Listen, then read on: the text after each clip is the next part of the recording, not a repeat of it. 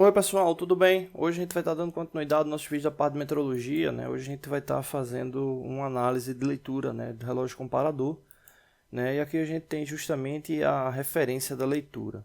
Bom, o que é que a gente tem aqui de indicação, né?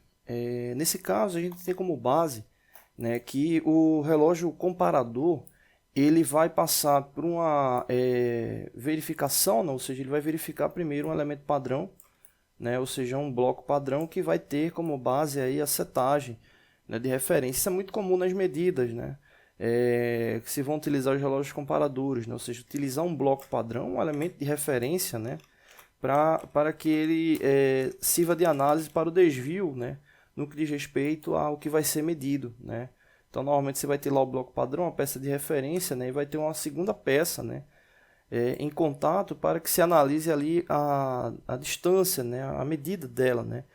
E essa peça ela pode estar justamente, né, com valor para mais, né, ou seja, maior do que a indicada, ela pode estar para menos, né, ou ela pode estar também no mesmo valor, né, obviamente, né, e você tem como ter uma medição bem precisa com esse instrumento, né, utilizando aí o relógio comparador, né, observando sempre o sentido do ponteiro, né, quando ele gira sentido horário, é justamente porque a peça em deslocamento está maior. Quando ele gira sentido anti-horário, porque a peça em deslocamento está menor. Bom, então, observando aqui, né, o que aconteceu, né? A peça padrão está aqui indicada, né, 79 milímetros.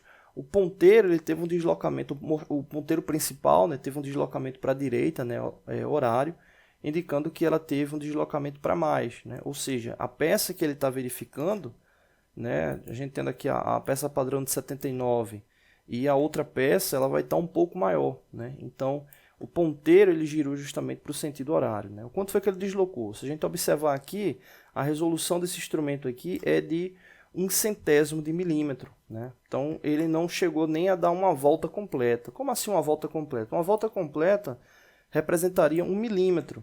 E o mostrador secundário, que é esse menor aqui, ele indica justamente quando você tem essa indicação de uma volta completa, né? E aqui no caso você observa que o ponteiro está um pouco depois do zero, né? Então ele não chegou nem a ultrapassar 1 milímetro, que representaria uma volta completa, né? Então nesse caso o mostrador principal está só confirmando para a gente que o deslocamento foi bem pequeno, né? Foi menos de 1 milímetro, né? E você só vai ter a precisão dessa verificação do deslocamento aqui no mostrador principal mesmo, que nesse caso aqui, se a gente for observar a resolução, como a gente falou anteriormente, é 1/100º.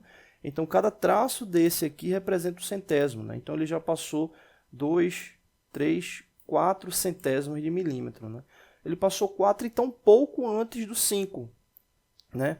Como a resolução é 1/100º, a gente só tem precisão na medida quando o traço ele coincide exatamente ali com 1/100º, né? Mas nesse caso aí ele passou do quarto traço, né? E está antes do quinto, né? Ele aparentemente ele está um pouco a mais do centro, né? Então vamos deduzir aqui que ele está com deslocamento aí de aproximadamente, né, 4 centésimos mais 6 milésimos, né, o que daria aí 46 milésimos de milímetro, né? Então, vamos supor aí que a medida seja essa, né, 46 milésimos de milímetro, né? Por que essa questão de supor? Porque esse traço aqui ele não está coincidindo exatamente em nenhum dos traços fixos, né? Ele está aqui no vazio, né?